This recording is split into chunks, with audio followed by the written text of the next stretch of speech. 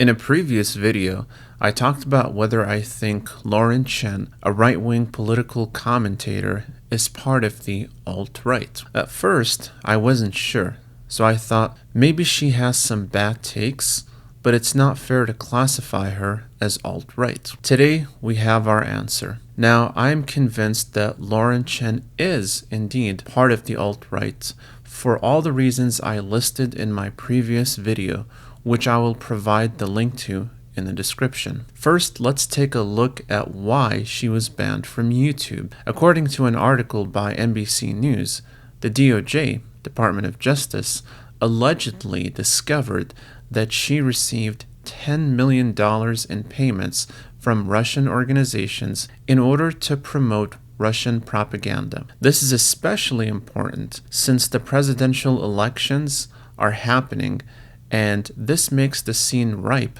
for all kinds of fraud to occur. Lauren is pro-Trump, which I am as well, but the difference is that she chose to ally herself with bad actors in order to promote her political agenda. I guess she's not that different from the radical left after all. She is the same as them, except she's on the right, or some twisted version of the right at least. Ever since she went on her tirade of anti-Semitic rhetoric, she began to lose credibility. She would claim to be telling the truth about how Jews run the media and are trying to censor her and others like her, when in reality she was just being myopic in her focus. She realized how irrelevant she was becoming, so she, along with Candace Owens, which I did a video of her, link in the description, became more extreme in order to garner more views. I'm not sure why she suddenly made this unpredictable turn, but you can trace back some of her quote-unquote criticisms of Israel, as she calls it, back to videos from early on in 2018 or so. She has legitimate criticisms sometimes, not going to discount this. But what disturbed me more was her hyper-focusing on Israel being the guilty party and, on top of that, building sympathy for Palestinians and Islam in general, a religion she was heavily criticizing before. All of this was obviously get her a ban on YouTube, even if the Russian scandal she's involved in didn't occur. Second, I want to analyze some possible personality characteristics that make Lauren such a controversial figure. Lauren oftentimes engages in black or white thinking, which means she sees reality as either one way or another. She shows this by viewing white people as the saviors of the world and minorities as the cause of all social ills in society. While it is true that on average, blacks and Hispanics in America commit more crimes than whites,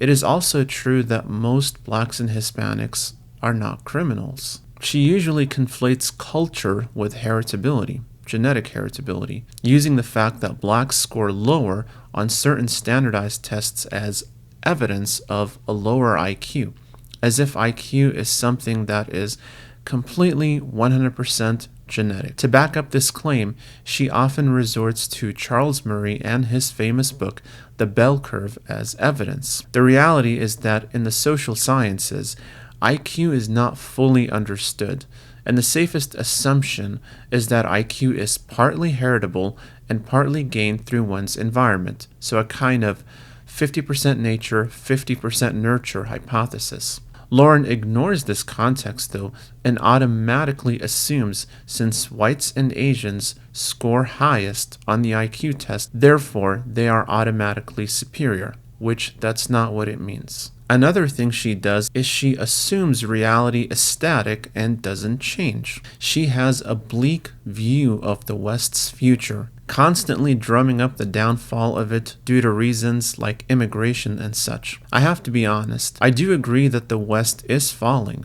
and a large part of it is immigration. However, where I differ from her is that I think bad immigrants are ruining the West, not all immigrants. She, on the other hand, just assumes all non-white immigrants are bad and all white immigrants are good. This is ironic, considering the fact that she is only half white. She's definitely guilty of having a negative filter in her worldview. She is also known for catastrophizing, since she extrapolates further from what the data indicates. This is tied in with her negative filter cognitive distortion, which causes her to automatically assume the worst in everything if it doesn't perfectly line up with her rigid and extreme ideology. The longer she engages in that rhetoric, the less serious and credible she began to appear. This is one reason why I eventually unsubscribed from her, and why I'm not so surprised she's off of YouTube. Finally,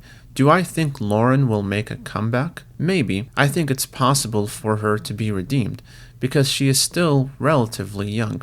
She's 30 years old as of this year. However, it will be very difficult for her to be restored on YouTube, mainly because her views are too extreme for this platform.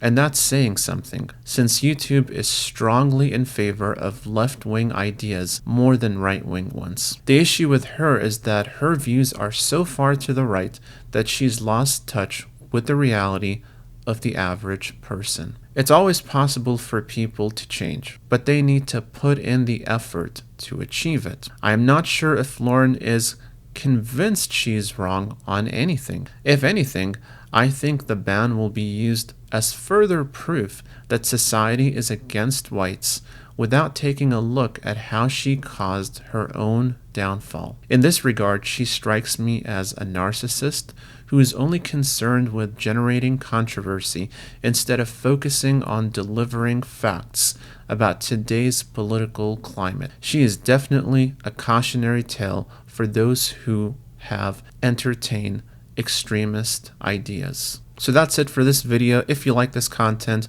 make sure to give it a thumbs up, subscribe, comment, and share to get notified about more videos like this one. Thank you for watching, and see you in the next video.